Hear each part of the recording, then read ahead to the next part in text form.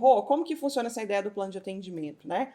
A ideia da estrutura básica e quando você comunica isso para o paciente, você tem muito mais facilidade de fazer com que essa pessoa visualize a jornada, ela entenda que existe uma jornada de atendimento. Porque senão, muitos vão lá e aí, clássico, né? Vamos trabalhar, então, para diminuir a ansiedade do paciente ali, 2, 3 sessões. Técnica de relaxamento, vai diminuir. Só que, normalmente, se tem um abandono aqui, é seguido de uma recaída.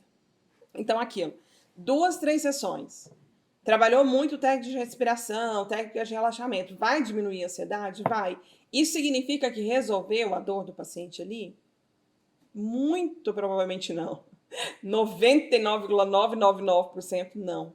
Mas como ele teve uma melhora e ele está em busca só daquela melhora instantânea, imediata, porque é característica do paciente ansiedade, tudo muito rápido, ele vai embora, ele vai desistir. Agora, um psicólogo que é treinado, que tem habilidade, que tem um plano de atendimento, que fez uma primeira sessão que encanta, que já mostrou para o paciente que isso era possível dentro da realidade dele, vai ter visão. E aí, aquilo, se isso acontece, ele sabe como resolver. Então, um dos erros é não ter um plano, não comunicar esse plano, não mostrar essa jornada para o paciente, o que acaba fazendo com que haja muita desistência de tratamento.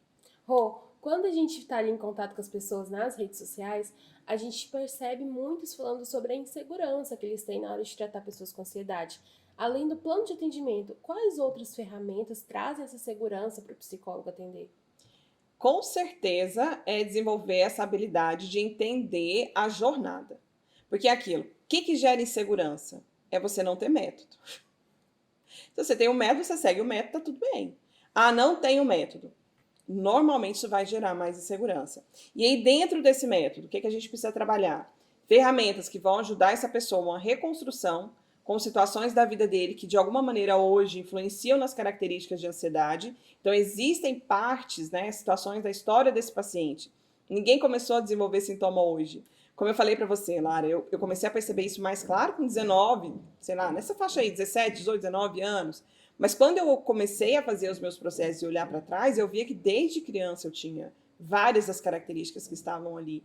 E, logicamente, isso começou a interferir na minha realidade. Então, assim, essa é a história típica da maioria dos pacientes. Às vezes a pessoa vai chegar contigo hoje, ela tem 40, e ela tá com situações de ansiedade de desempenho, porque ela vai fazer uma apresentação no trabalho e ela não consegue, porque ela tá ali vivendo um relacionamento e ela fica preocupada, se achando incapaz de fazer tudo. Mas isso tem relação com situações da vida dela também. Então, técnicas, né, exercícios, tudo ali que ajudem essa pessoa, né, ajudem esse paciente a reconstruir um pouco dessas situações que envolvem as situações de vida dela e, logicamente, trabalhar a ansiedade com foco no desempenho das situações que atrapalham a vida no hoje e prevenção de recaída para chegar no princípio de alta.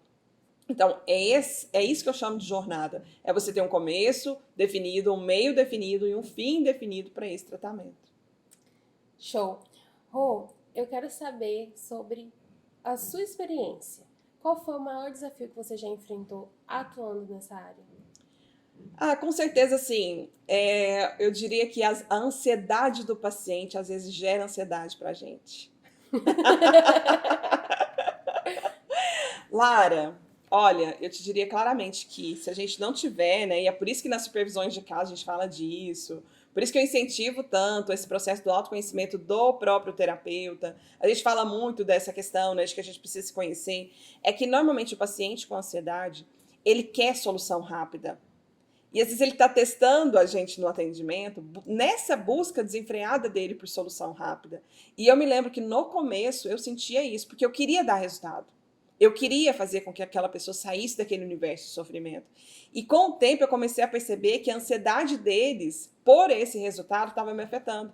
Me fazendo me questionar se eu era boa terapeuta mesmo, se eu realmente estava fazendo os melhores processos, se eu tinha as melhores técnicas. Então, com certeza, depois que eu refiz isso, né, depois que eu trabalhei um pouco disso, eu comecei a entender que as pessoas têm também o momento delas. Eu acho que muitos psicólogos, e eu já me vi nesse lugar lá atrás, a gente se coloca muito como totalmente responsável pelo atendimento e nós não somos 100% responsáveis pelo atendimento.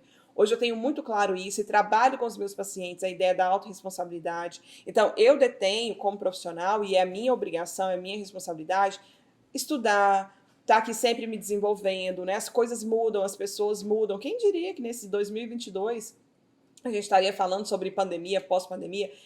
que nunca na vida, em 2019, né, eu teria essa condição de trabalhar com pessoas nisso.